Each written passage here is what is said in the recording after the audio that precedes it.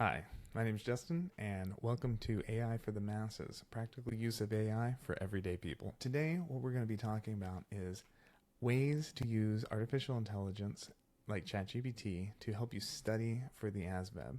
If you are someone who is aspiring to become enlisted in the armed forces of the United States and you want to get the highest score possible so you have the best choices of what job that you get while you're serving, studying for the ASVAB is crucial.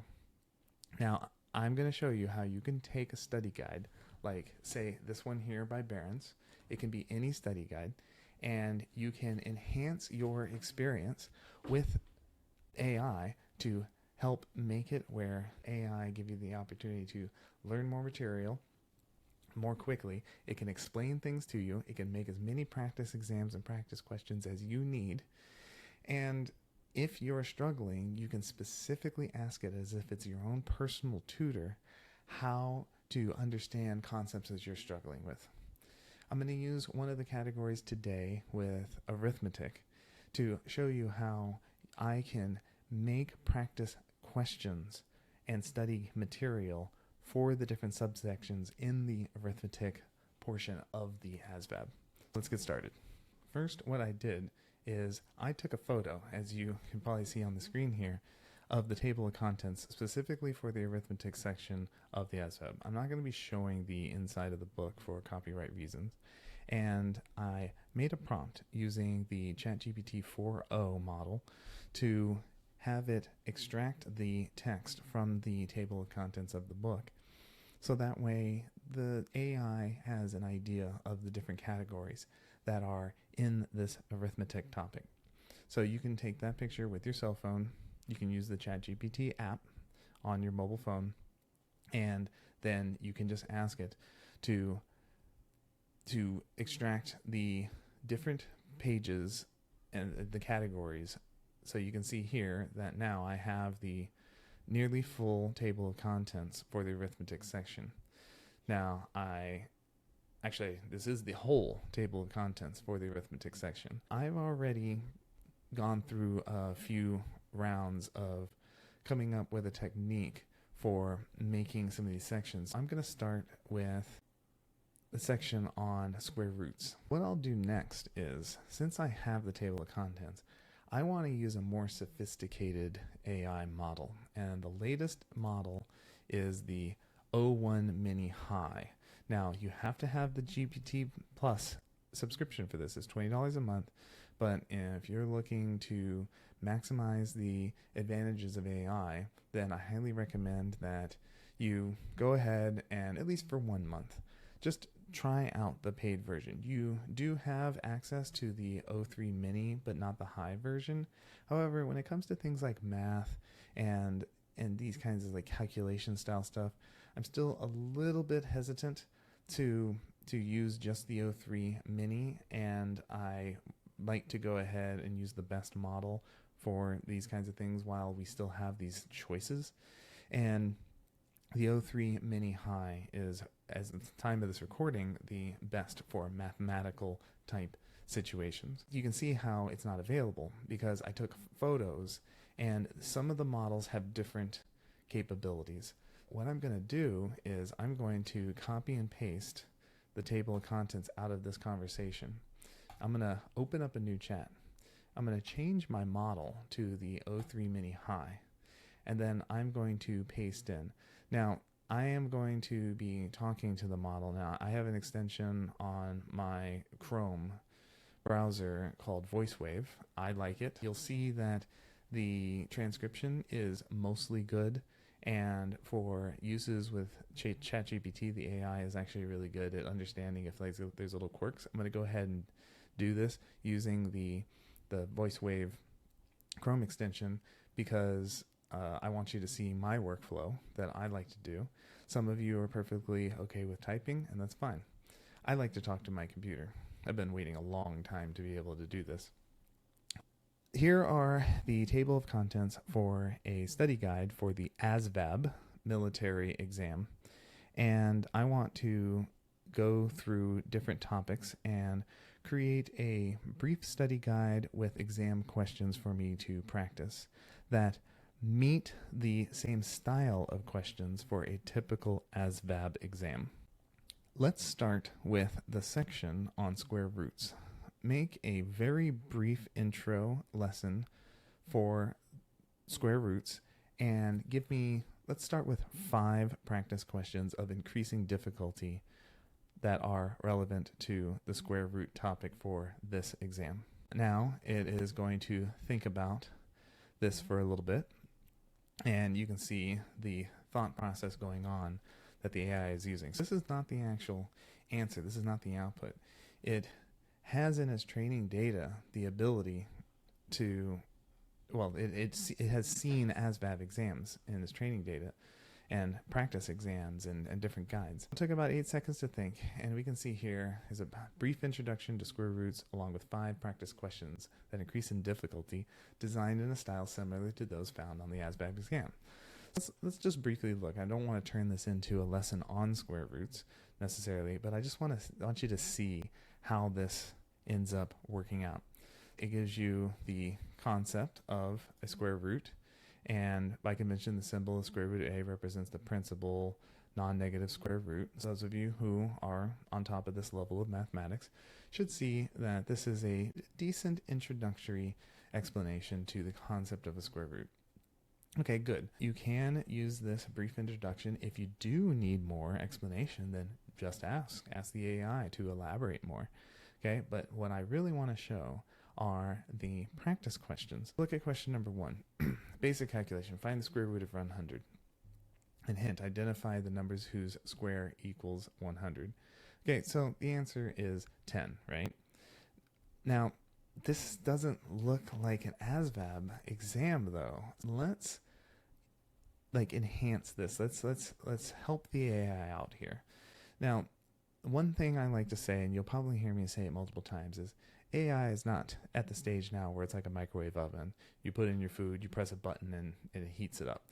There still needs to be some amount of interaction. Sometimes you do have to give it a little bit of a context and a little bit of training as to what it is you're actually looking for.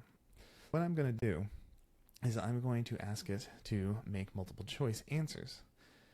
Okay, this was good for the introduction of the concept of square root, but I want the questions to be more like the actual exam, where there are 4 multiple choice answers.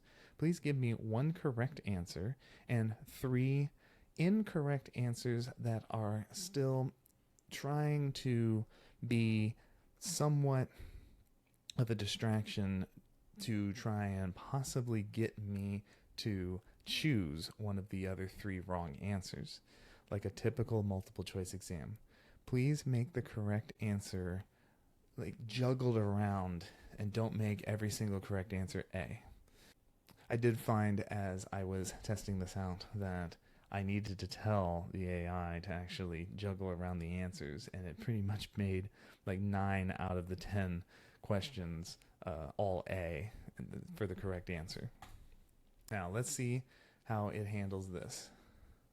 Again, you can see here that we have now been given the explanation again, but now I have actual questions with multiple choice answers. Now what we can do is, let's see here, now it gave me the answer right underneath the question. I don't really want that for practice. Let's again work with the AI, but you can see the first answer is A, the second answer is C, the third answer is D, B. So it is juggling around where the right answer is. That's good. Now I'm going to continue training it. Now, the reason why I'm showing you this process is I feel like a lot of people right now are at the stage where they feel like, oh, the AI didn't do what I wanted, and they give up. And I think they give up a little too easy.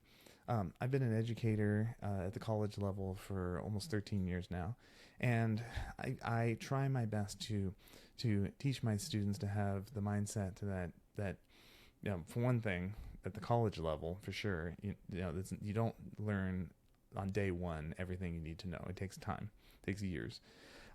Try to treat studying for these kinds of exams in the same way, and try to treat AI in that way as well.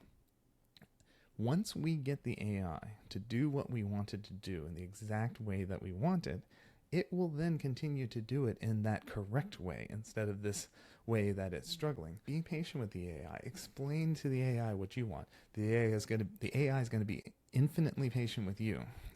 Give it a little bit of patience as well, and it's going to help you out immensely. You will get that time back multiple times over if you just spend a little time with this. Let me change how it is going to present these questions. This is also much better. However, I would like for the multiple choice questions to not have the answer right underneath each question. Instead, let's put the correct answers in a key at the bottom with explanations as to why the correct answers are the way they are. Okay, so here's round 3.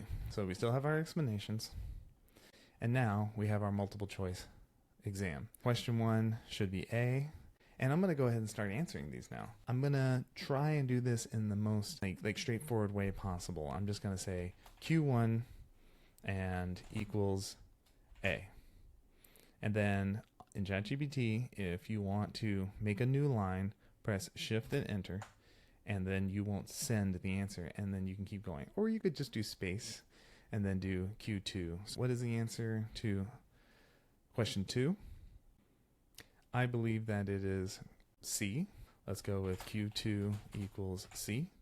And, I'm going to intentionally have the formatting be all crazy. If there's one thing I've learned is that you can be somewhat lazy with AI and it'll just get it like most of the time.